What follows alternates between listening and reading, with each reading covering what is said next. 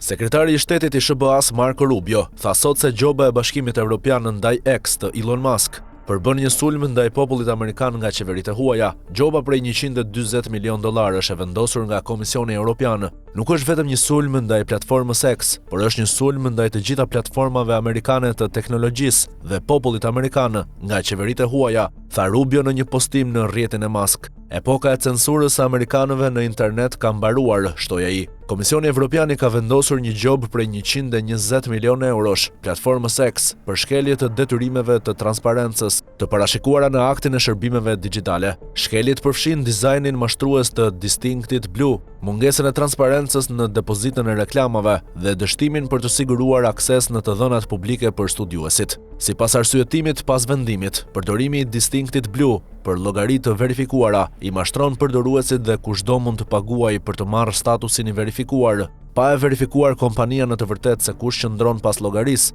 duke e bërë të vështirë për përdoruesit të gjykojnë vërtetësinë e llogarive dhe përmbajtjen me të cilën ato ndërveprojnë. Ky mashtrim i ekspozon përdoruesit ndaj mashtrimit, duke përfshirë imitimin, si dhe formave të tjera të manipulimit dhe aktorëve keqdashës. Sipas komisionit, i cili sqaron se megjithëse akti i shërbimeve digjitale nuk kërkon verifikim të detyrueshëm të përdoruesit, ai ndalon shprehimisht platformat të pretendojnë në mënyrë të rreme se një përdorues është verifikuar, por kjo nuk ka ndodhur.